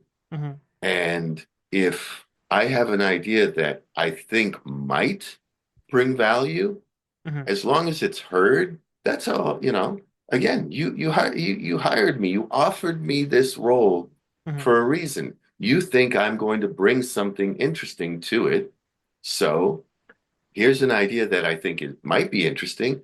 And if it doesn't fit the vision, cool. Thanks for listening. Let's Hmm. move on. What's next? You know what Yeah. I'm saying? No, 100%. Like, obviously, because yeah, you're trying to understand your character, but also you're trying to improve or uplift the show you're on. Because obviously, if the show works, hey, you're gonna be busy for next couple of years. So you just trying to make Yes. it as good as you can.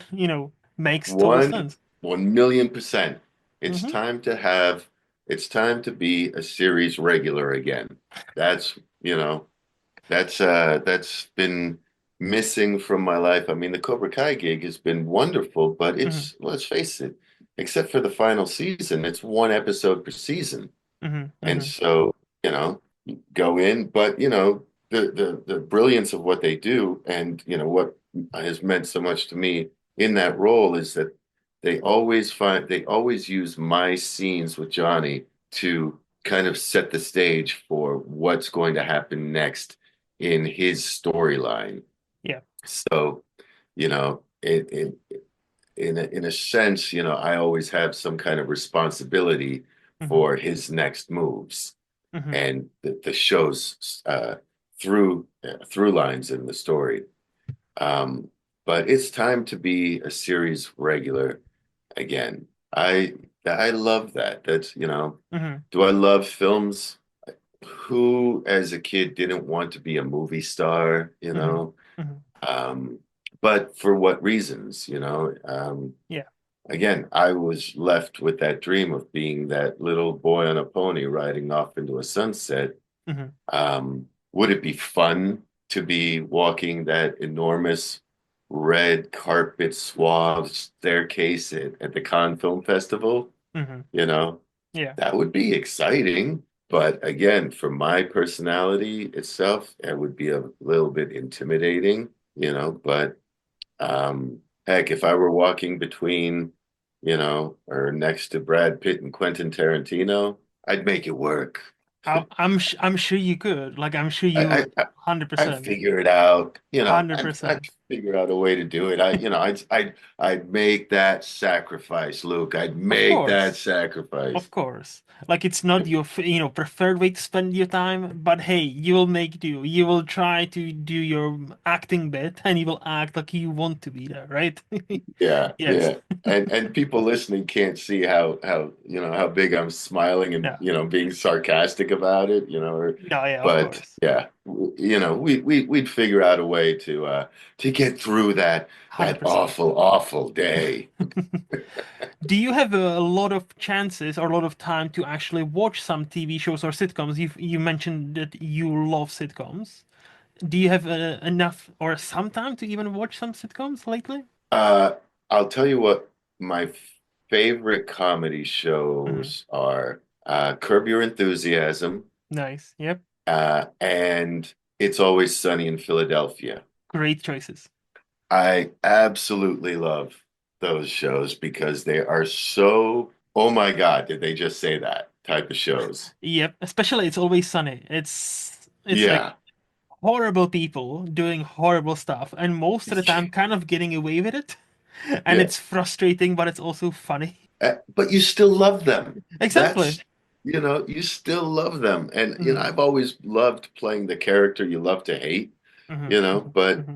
these are characters, it's just so outlandish and look where they've gone from there. I mean, she has a new show called High Potential. Yes. It's kind of like a detective sleuthing Hmm. show, Hmm. but it's very fluffy. Hmm. It's not like a heavy crime drama. It's a fluffy show. It's good ABC network TV entertainment. Hmm. Hmm. He Rob McElhaney, however you say it, Hmm. McElhaney. He has a show called Mythic Quest. Have Yes. you heard of that? Hmm. Hmm. And that's on Apple TV. Yes. Yes. And I've been watching that too. And that's really, he- he's very much the same as he is on Sunny in Philadelphia, Hmm. but it works really well for this character because, now he is like, like rich and famous and arrogant and everything. And, now the way he speaks is almost more whimsical than just being a dick. Yeah. Um, but I've enjoyed that too. Hmm. But And of course, he flat out, co-hosts, co-owns the Wrexham Football Club with Ryan Reynolds. So, and they made him, documentary kind of TV show about that as well. what's it called? Welcome to Wrexham or something Yes, like that. yes. I haven't seen it. And we're a soccer family. Both my boys play soccer. I played soccer when I was younger, and Hmm. you know, uh, had been offered a scholarship to play goalie in Wow. college. Um, but I didn't do it, Hmm. because in all my brilliance, I wanted to be an actor.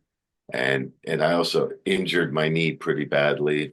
But I never for a moment thought, well, if I go do that and play college and, a goalie in college, and then, end up, as a dual citizen, which I am, Hmm. end up in Italy driving Ferraris on the Amalfi Coast playing, for an Italian team, that stuff never crossed my mind at the time. I was thinking, I'm an actor. I'm going Hmm. to be a famous, not like the epitome of famous, but I'm going to be, a famously known working actor for the rest of my life. Yeah, yeah. That's There are different levels of fame, Hmm. Hmm. obviously. So that's what I did. But back to the comedy shows. My favorite are Sunny in Philadelphia and Hmm. Curb Your Enthusiasm. So and okay, so see, like we've talked some movies, like any you who you'd want to work for, like work with, like Quentin, Rob Zemeckis, all those guys. So as far as like TV shows, not necessarily even sitcoms, but obviously we can go sitcoms. Is there somebody who you would love to work with, or excites you right now? Like, oh yeah, this show is amazing. I wish I could go be a guest star on this show, or I would love to work with that person. Yeah, I would love to work on Landman with Mm, Billy Bob. yeah, yeah. I would love to do it. It's a really, really good show. Hmm. There's so many. I mean, they're super high profile shows that, a lot of people would say, oh my God, it's Reacher. You got to go do Reacher. I mean, Yeah, yeah. but how would I fit into a show like that? I'm not, Hmm. Hmm. that's the way I look at, Yeah. things. It's like if they came to me and said, yeah, we had this idea, we'd really, you're going to have three lines. It's like, well, it's not going to be very substantial. It's not going to be very gratifying. Hmm. Is it a crazy paycheck? I mean, if it's a crazy paycheck, then, some things are worth doing. But Hmm. if it's a co-star and, you're talking literally one, two, three lines, and, you're not going to, it's going to take you out of the potential for at some point down the line being a more substantial role in the show, Hmm. then sometimes you have to say no. Hmm. But shows that I would love to be like a part of on a consistent basis. Landman, Hmm. uh, absolutely. Mythic Quest would be a lot of fun. Yep. you know. Hmm. Severance, I don't get Severance all Hmm. that much. I've watched it, but I don't like binge watch it because I'm not so enamored with it that have to, and I wouldn't know how to fit into that Hmm. show, but who knows? There's just so much good television Hmm. these days. Oh, um, Amazon show with and she just won an Academy Award, but she has the TV show. What's it called? Lioness? Oh, Linus. Yeah, Zoe Saldana. Yeah. Hmm. Yeah, yeah. I mean, she's dynamite, and I really like that show. I could see Hmm. myself, you know, becoming a team member of Hmm. hers, on that show. Because, I may not be the youngest team member, but hey, I still got something there going. Oh yeah, yeah. And he could be the, like the, hey, I've been through some shit. I'll tell you what's up. Just listen to me. Exactly. Like, you bring not only the guns, but you bring the expertise, just the Right. experience. Exactly. I No, mean, I like shows that have gravity to them. hmm. Hmm. Um, it's funny talking about Severance. I'm still not sure why it's such a darling, other than, the people involved in it. Hmm. I mean, you have Ben Stiller directing a lot of the episodes.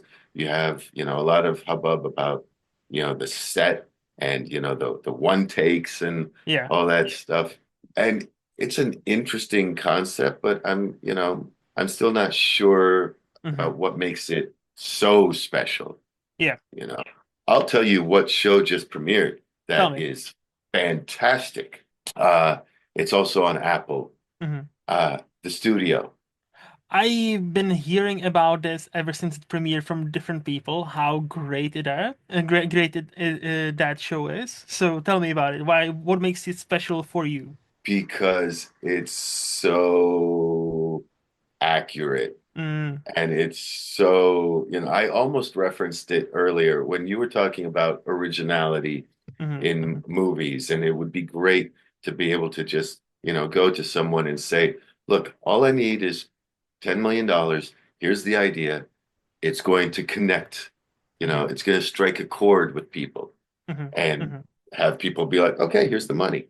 mm, Rather than like the studio, it makes a giant joke out of that because like Bryan Cranston plays a studio head, right? mm. And and they're the corporate boss, the big kahuna. Yeah. And Seth Rogen plays the new head of the studio, and he has to present his next big film, and he's got Martin Scorsese coming to Mm, him saying, I want to make this movie. It's something I've wanted to make for years and years, and it's going to be my last movie. It's going mm. to be my last one." Yeah.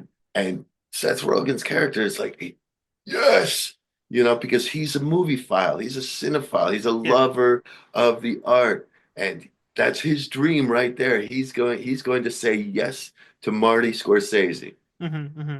But what corporate wants, they are locking down the IP rights to Kool-Aid, and they want to make the Kool-Aid movie. Ah. And Seth Rogen's like, what you mean with like the big jug, the pitcher, coming through walls? Mm, Yes, it's a home run, it's a blah blah blah blah blah. And we're going to have the different Kool-Aid family members. The kids will be grape and yeah. grape and cherry or whatever, orange. Hmm. So when Scorsese pitches him, he now he's locked into making a movie about Kool-Aid, right? Hmm. Hmm. Uh, or, as the new studio head, he's going to get fired. So he has to try to put a spin on him. Scorsese, he wants to make a movie of all things about Jonestown and, the mass suicide at Jonestown. Hmm. And Seth Rogen says, wait, so technically this movie has something to do with Kool-Aid, right? that would be a good title, wouldn't it? And Scorsese's like, Kool-Aid, Kool-Aid. Yeah, yeah, that's a great movie. That's a great title. Da, da, da. And then, things don't work out as it would. But, Yeah. just the the how silly the business can be Hmm. and accurate and how desperate this guy is to belong within the system. Hmm. And it's really damn good. And it drives me nuts that I don't have the option of binge watching it because they're releasing it, Weekly, right? an episode per week. Yeah, yeah. So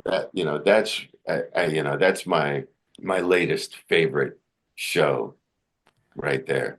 I definitely will have to check it out because yeah, you are like the sixth person maybe I hear, from about this show specifically and how great it is, how funny it is. And then, that any especially like if you're a cinephile, you will absolutely adore this show. Yeah, So I no, I get it. Again, it's on my ever-growing watch list. It's just there's yeah, so many things to watch. For example, you mentioned Severance. My girlfriend and I, we are watching it, and we are 2 episodes from finishing season one, and not even season two. We've right. only started a couple of weeks ago, and for my girlfriend, it is a bit too much because it's quite tense show. So she cannot binge it. She cannot do more than like a few episodes at a time. So we watch like two or three, then we stop for like a week, and then we go back to it. But yeah, right now we're binging It's Always Sunny. Like as you mentioned, It's Always Sunny in Philadelphia. We're almost there, like season 14. So like, so like only two Wow. more seasons. And that's gonna be us or caught up with that show because obviously it's still airing. So yeah. But no, this is yeah, that's no, I need to get is it a studio? The studio. Yeah, I need Yeah. to get it. I need to give it a shot because I've heard so many people talk about that and just singing praises about that. So that's awesome. And, So, mhm, because it's not quite bingeable yet, I mean, just maybe watch the first episode mhm, just mhm, so you get the flavor for it, because then if you do that, mhm, it will move up that list of yours very quickly 100%. No, like I hear good things about it. because So you're a like, cinephile and yes, you would understand and love him, mhm, being a hapless cinephile whose dream it is to be in this job, and mhm, he wants to make movies that matter, mhm, mhm. and it's really good. It's so good. No, I cannot wait to check it out. I Speaking of movies, because obviously this podcast is kind of all over the place, so I've abandoned any kind of template at the start. So I really like this free-flowing conversation. But if I were to ask you, what do you think is your favorite movie decade for movies specifically? Would you have one? That's a really interesting question Mm-hmm. because there was so many good entertaining movies like in the 70s. Mm-hmm. Um, and I was a kid, so I was, wrapped, what's the word? Picked up and floated away on the wind of some of these movies Yeah. that going back and watching them later, uh like the Rocky, things. Mm-hmm. The 80s, I mean, what do you have? You had like was that the Breakfast Club, Yes. that was very relevant for an entire generation, and even, older Mm-hmm. generations could remember that angst and everything. So, the John Hughes Yes. era was Yes. was powerful. The 90s, I don't know. I mean, I didn't, to be honest, I didn't see very many movies Mm-hmm. in the 90s because I was so busy always on a TV set. Yeah. Yeah. Um, and then I think there's some good stuff happening now. I mean, obviously, Mm-hmm. there's always good stuff happening, but there's always a lot of, garbage. So for me, I think every decade has something to offer Mm-hmm. to everyone. Mm-hmm. It's just a matter of finding it. If, and that's key because the way the business turned over the last 20, 25, 30 years even, where it all became about marketing Mm-hmm. and as many theaters and lunch boxes as possible, that you had to look a little more for the movie that was going to really resonate with you. Mm-hmm. You know exactly what I'm talking about. Yeah. So I can't pinpoint a favorite decade. I can say, completely honestly that every decade has had something really good to offer if you were able to find it without Like it having it shoved in your face. 100%. Like, there's so many good things. Even like now, like as you mentioned, like 2010s, even we are halfway through this decade, which is insane. I know, I don't understand how it's 2025 already. That's I know. I that scares me. I know. Just yeah, but no, like even now, like we are halfway through this decade, and we've already had some amazing movies, and also TV shows. Like as you mentioned, the quality is still there. There's a lot of not so great things being produced, whether it's movies or TV shows. But that's why you have so many people like myself talking about movies, talking about TV shows, and you just need to find somebody who you trust and like, oh, this person says this movie is great. I'll check it out. Or this TV show is great. And yeah, but many times something just goes straight to streaming and it just slips through the cracks. And then many will discover it later on and say, hey, this movie that came out 5 years ago, I don't hear anybody talk about, but it's awesome. It's fucking great. And I'm just, yeah, I love to find these like tinier movies. There's like these like not necessarily like indie, but something that might have slipped through the cracks, and like, oh yeah, this is fucking awesome, and everybody should be talking about that. Yeah, agreed. But that brings me back to though, across, the last 3 decades Hmm. or 2 decades at least, I anytime I'm going through my system allows me access to movie and TV channels from everywhere in the world. You Nice. know, Eh, I mean, it's pretty cool. Hmm. And not that I wouldn't have a need for it, but scrolling through all the different countries, everything from India to Punjabi to UK, I can to Italy, I can watch any programming from anywhere in the world. Hmm. Hmm. Um, and it also gives me access to all the movies, for the last several years. Hmm.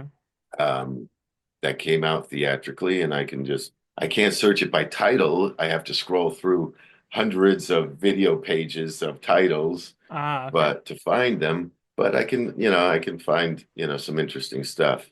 Hmm. But still, anytime that I'm scanning just, the nightly programming, Hmm.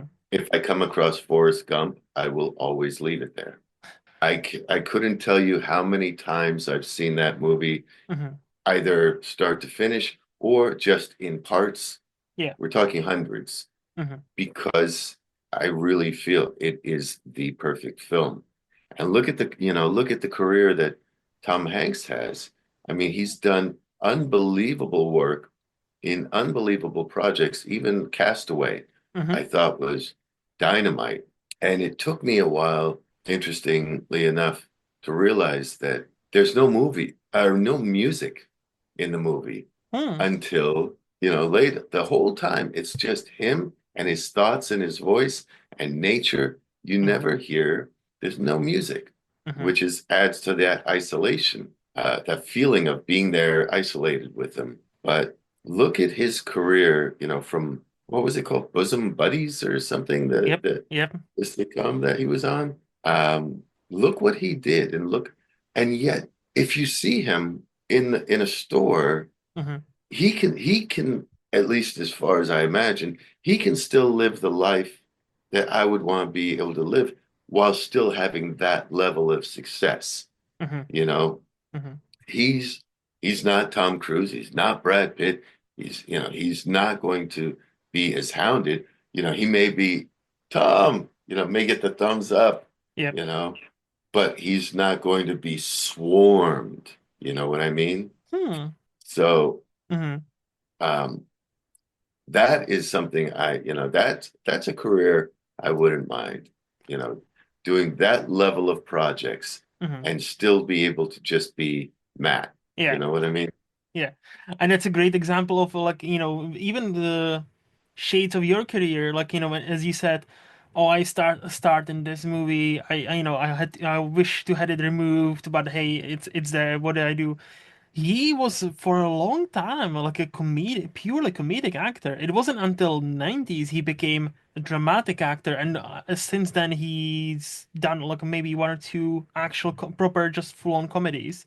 But he started as a comedy guy, He was, oh, Tom Hanks, the funny guy. Yeah, yeah, yeah, yeah, and yeah, I kind of know him. And then 90s hit, and Philadelphia, Forrest Gump, and then we just, like roll after roll, Catch Me If You Can, Castaway, all those, like serious movies, and he's a serious actor.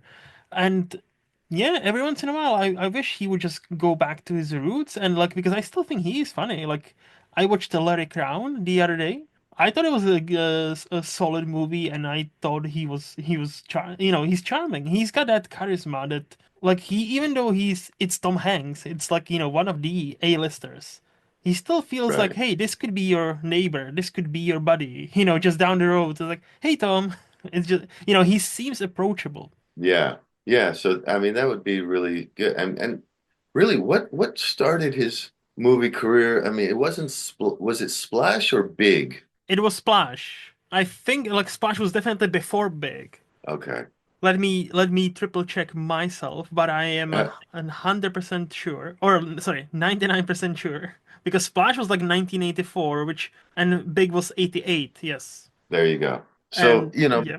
Big was unique in that, you got to see his comedic stuff, but it also, there were so many moments where where you believed him Hmm. as this kid, and Hmm. you saw that, vulnerability that you might see later in something like, Philadelphia, Yeah. that gravitas, Hmm. Hmm. Hmm. um, so yeah, what a heck of a career he's had. That would be, I always have likened my career to, George Clooney, how many shows he had Yep. Yep. that, you ER. know, You know. my career was I always likened it to Clooney without getting the ER. Hmm. Hmm. Because he had so many shows that lasted one season or just, TV pilots that didn't go to series. Very much the same thing. I've had what, five series of Hmm. one season each, Hmm. and several pilots that could have and should have been big hits, but a network president changed for that season, and they decided we're not going to go with this. We're going in a different direction Hmm. when they were being handed a sure thing. Hmm. For example, a pilot I did was a spin-off that was going to take the place of Married with Children's time slot the following season. Ah. And it was the anti-Friends. It was called Enemies. And you can actually find it, you can actually watch it on YouTube. Hmm. You know, an actress named Nicole Eggert and I were basically a young Alan Peg Bundy, I see. and we had roommates, and it was six younger people. It Hmm. was the anti-Friends. We made fun of the show Friends on the show. Ah. um, and it was really good, and it was so perfectly timed with the popularity taking off of Friends, Hmm. and it was Fox, and Married was going off the air the following year, and we were created to replace Married with Children. But a new network president came in from another network, and the idea was to class up Fox. Well, so get we didn't get the time in the sunshine, Mm. and the shows that they did pick, went away after four episodes or whatever. And that was a big missed opportunity.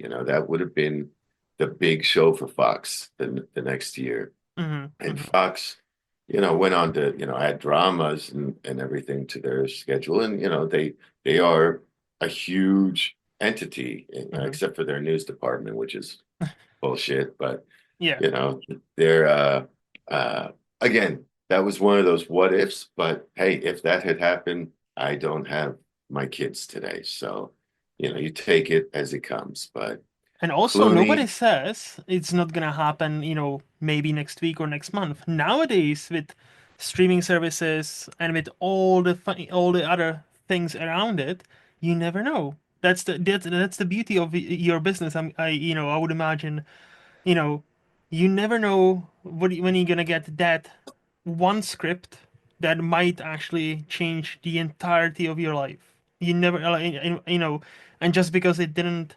happen in the 90s, maybe it'll happen, in 2 months where you land that script and it's like, hey, seems all right, let's do it, and suddenly it takes off and you'll be the next big sensation. Hey. who knows? I mean, that's that's the thing with Hollywood. I mean, there's always that anything is possible Mm-hmm. Mm-hmm. as long as, the right people with the right mindset are the ones in charge of making that decision. Yeah. Um, yeah, for all I know, the TV pilot, with Big Daddy Kane, Mm-hmm. it's for all I know, that's going to end up on the air Mm-hmm. and be a series, and I'll be a series regular, and that's what I love that, obviously. Mm-hmm. But who knows how long that would run? You never know. I was actually on an episode of ER, so that kind of ties together my Mm-hmm. Clooney thing. I've noticed, Uh, yeah. Yeah. and for years, it's fun to play a character that is remembered for certain things, Mm-hmm. even if you were only seen one time. Mm-hmm. Because my character had the hiccups that Ah. kind of stuff. And I would literally be walking through an airport and hey, you're the hiccup guy, So it's Mm-hmm. fun to know that in some small way you made a difference. I mean, I'm not out there curing, communicable diseases or anything, or genetic, I'm not a genetic scientist or Mm-hmm. anything, but how can I help people in my small way? I can make them laugh when they Mm-hmm. need a laugh Mm-hmm. or cry when they need to cry. Mm-hmm. Um, and I can make them remember maybe what I did, that gave them that moment. So, Yeah. that's a big satisfaction I get out of acting is that in my own little, small, not all that important way, Mm-hmm. I can make people feel something. And I think, as we've all learned, especially during the pandemic, without this kind of, art, without that entertainment, many of us would have had a much rougher time doing it. So I can only thank you and people like you that keep on making, whether it's TV shows, movies, or video games that, will entertain us for decades to come. And I cannot even think of a better ending for this. So, Matt, this has been a blast. Thank you so much for your time. I'm not gonna keep you any longer because you've been gracious enough and answered all of my questions. So I do appreciate you. Before we say Questions you goodbye, didn't even know you had, right? I know, yeah, yeah, and again, but it's a different style of this show. Because there's usually a structure, but I do like this free-flowing conversations. So hey, I'm not complaining. So before we say goodbye, do you have a question or two for me? No, I would Hmm? just um, want to tell you I appreciate what you do. And I appreciate the fact that you care so much about this business and that, Hmm. you're able to approach it as a cinephile and as, someone who loves the business, but also be able to, flip that switch and be the objective guy and let's find out a little bit more about what makes different cogs in the wheel Hmm. Hmm. turn, Yeah. and see what makes some of these people tick. So, I appreciate the interest that you have, not just in the business, but in the people involved with it. So thank you, Luke. Oh, not a problem. And again, it's people like yourself who make that business, and I love talking to anybody, any kind of people. And and it's always a blast to have somebody who's actually directly involved with the business. So it's not every day I get to speak to somebody like that. So genuinely, thank you. Obviously, if people enjoy this conversation, do you have a social media, where they could follow you directly, or some sort of projects they should be on a lookout for you? Well, when I talk about I talk about projects when I have something to talk about on Mm-hmm. social media. So on Instagram, Mm-hmm. I am Cobra Kai Pawn Guy. Okay. On TikTok, I'm the same. Hmm. On Facebook, I'm Matt Borlenghi. Okay. Uh, on Blue Sky, I'm Cobra Kai Pawn Guy. Threads, the same. Mm-hmm. Mm-hmm. I don't do X. I enjoyed it a little bit when it was Twitter, but then it Yeah. became something completely different. And Mm-hmm. Mm-hmm. I I think the wrong part of the world needs X in their lives. Agreed. Agreed. No, okay. Those and any projects you wanna pimp out, quote unquote, and Yes, that should be we can be on the lookout for. yes. I'm not sure of when the release date is Mm-hmm. set for, but a film I did called 90 Days Past Due. Mm-hmm. Um, that's actually where I'm, established the relationship with the writer of the Big Daddy Kane show. Mm-hmm. Oh, Big Daddy's show, that's called Daddy's Place. Okay. So, when there's something to talk about with that, it's Daddy's Place. But 90 Days Past Due stars Jasmine Guy Mm-hmm. uh, and puts me back together with my buddy David from Married with Children, Mm. um, Bud Bundy, you know, Nice. and Faustino. I can't believe it Mm. took me that long to remember. And he's my buddy, David Faustino. I had to think, wait, I'm Italian. His last name's Italian. How am I not remembering this? I talk to him all the time. Mm-hmm. But, Mm-hmm. sometimes you have those moments where you have to Of course. try. Yeah, I got it. But Yes. David and I had a blast on this movie, 90 Days Past Due. Mm-hmm. Mm-hmm. And Jasmine Guy she's a hoot. So I'm not sure of the release date, but I know it's coming up soon because I've been hearing whispers about, it's getting ready for release. Mm-hmm. And I don't know if that's going to be theatrical or straight to streaming. I don't know. But 90 Days Past Due is an entertaining movie, should be. Mm-hmm. Mm-hmm. And uh, look out for Daddy's Place and another project another pilot I did called Townsend that we haven't even shopped yet, Mm-hmm. but that's pretty good. Mm-hmm. But my biggest project to talk about or even to think about these days is just trying to be a good dad. That's the most worthy project of all, I guess. Yeah, yeah. That's very up there. All I'm it I'm guessing. Yeah. all it takes to be a father is a sperm, Mm-hmm. but to be a dad, I've been better at it than at certain times than I have at others. Mm-hmm. I, Mm-hmm. I can admit that. So really, I'm just trying to be a good dad and, be present for my kids. Mm-hmm. And that's what it's about. I mean, I don't go out. I don't drink alcohol. I don't, and, maybe I should get out there more as an actor. Mm-hmm. Maybe I should attend more things, but I'm a homebody. What can I say?